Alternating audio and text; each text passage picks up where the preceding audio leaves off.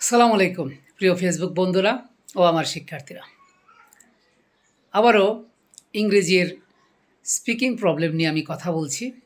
সেটি হলো পৃথিবীর সব ভাষায় শুরু হয় লিসেনিংয়ের মাধ্যমে, অর্থাৎ শেখার পর্বটা।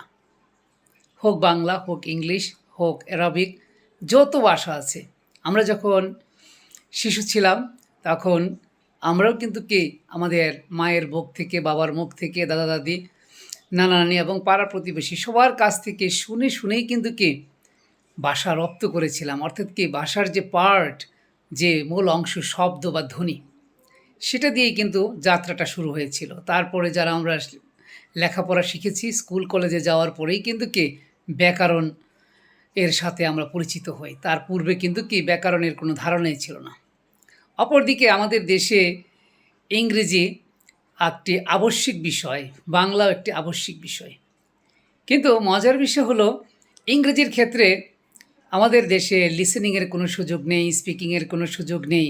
আছে শুধু ওই তুতা এবং ময়না পাখির মতো কিছু মুখস্থ, যেটা যুগের পর যুগ ধরে দাদা, তারপরে বাবা, তারপর আমি, এভাবেই চলছে। আর পরের জেনারেশন, আমরা এই বৃত্ত থেকে বের হয়ে আসতে পারতেছি না।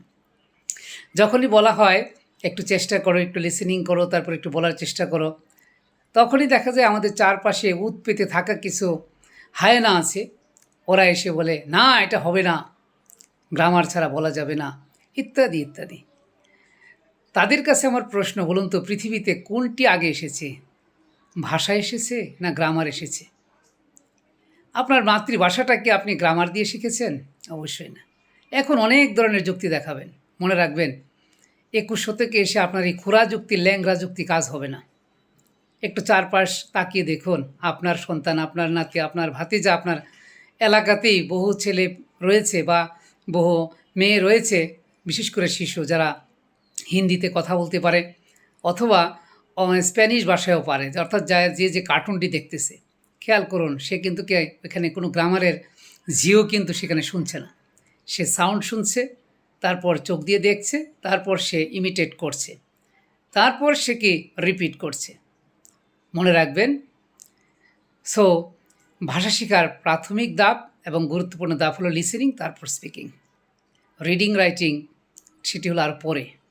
আমাদের চারপাশে অনেক লোক রয়েছে, খোঁজ নিয়ে দেখবেন, যারা কোনো স্কুল, কলেজ, বিশ্ববিদ্যালয়ে যায়নি, কিন্তু ভাষার দক্ষতা খুবই প্রখর। অর্থাৎ তাদের ভাষা শেখার বা ভাষা বলার যে দক্ষতাটা, সেটি কিন্তু অনেক গভীরে। কেননা সে কিন্তু শুনে শুনে তার শব্দ ভাণ্ডারটাকে স্ট্রং করে ফেলেছে। সো আসুন আমরা আমাদের জেনারেশনকে ভাষায় এবং কমিউনিকেশন স্কিলে দক্ষ করে তুলি। সুন্দরভাবে, সেটি হোক বাংলা, সেটি হোক ইংরেজিতে কথা বলতে পারে, যাতে সবার সামনে দাঁড়িয়ে নিজের মতামত ব্যক্ত করতে পারে, সেদিকে আমরা নজর দিই। ধন্যবাদ সবাইকে।